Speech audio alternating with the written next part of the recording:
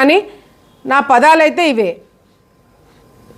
దానికి నేనేదో ఎవరిని రానియను, ఆలగడ్డ నియోజకవర్గంలో నాకు చెప్పకుండా పదవులు ఇస్తే నేను రానియనను, లేకపోతే పార్టీని ఉద్దేశించి నేను ఏదో అన్నానని చెప్పి వార్తలు రావడము కరెక్ట్ కాదు.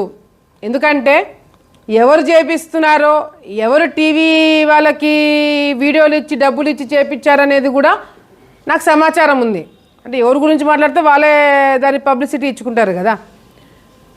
మాకు తెలియదని మాత్రం దయచేసి అనుకోకండి. ఎవరు వెనకాల నుంచి చేస్తున్నారో అందరూ తెలుసు. ఆలగడ్డ నియోజకవర్గం స్థాయి నుంచి రాష్ట్ర స్థాయి వరకు మా వెనకల జరిగేది అన్నీ తెలుసు. మా టైం వచ్చేదానికి మేము వెయిట్ చేస్తున్నాం అంతే, అవన్నీ బయట పెట్టడానికి.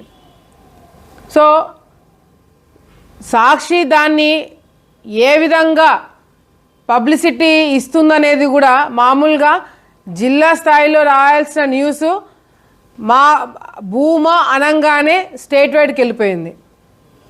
గత 4-5 సందర్భాల్లో ఈ 4-5 న్యూస్లు కూడా సాక్షి ఎక్కడ జిల్లా స్థాయిలో కవర్ చేయట్లే, రాష్ట్ర స్థాయిలో కవర్ చేస్తుంది మాది. మంచిదే అది కూడా. ఈరోజు సాక్షి వాళ్ళపైన మేము కేసు వేసాము, వాళ్ళ ఆఫీస్ ముందర ధర్నా చేశామనేది వాళ్ళకు కూడా ఎక్కడో గుచ్చుకొని ఉంటుంది. దాన్ని తగినట్టుగానే ఉండేవి లేని ఉన్నట్టుగా కూడా వాళ్ళు సృష్టిస్తున్నారు. మమ్మల్ని రాజకీయంగా ఎదుర్కోలేని వాళ్ళు కూడా ఇది అడ్వాంటేజ్ తీసుకొని పార్టీకి మాకు ఏదో చిచ్చు పెట్టాలని చెప్పి చాలామంది కొన్ని దశాబ్దాల నుంచి ప్రయత్నం చేస్తున్నారు. నేను ఒకటే చెప్తున్నా, మీరు ఎన్ని జన్మలు ఎత్తినా, మీరు ఏం చెప్పినా ఏం చేసినా పార్టీకి మేము దూరం కాము. పార్టీ మమ్మల్ని, మీలాంటి వ్యక్తుల కోసం పార్టీ మమ్మల్ని దూరం పెట్టదు. మీరేదో హడావిడి చేసి, ఎన్నికలకు ముందు కూడా ఇంతే హడావిడి చేసినారు, ఎన్నికలకు ముందు కూడా ఇట్లాగే లేనిపోనివన్నీ రాసినారు, చెప్పినారు, పెద్ద సీన్ చేసినారు. ఏమైంది?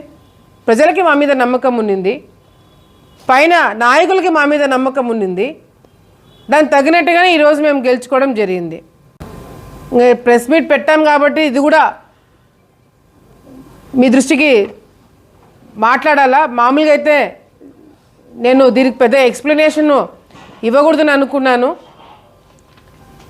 ఏదైతే మొన్న రమిజా అని చెప్పి ఒక మహిళ, ముస్లిం మహిళ,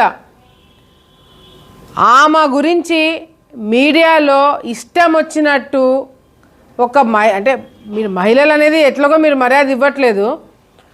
ఆఖరికి ఆమె గురించి ఛానళ్ళల్లో మామూలుగా ఆమె ఎప్పుడు బుర్కా వేసుకొని వస్తుంటుంది.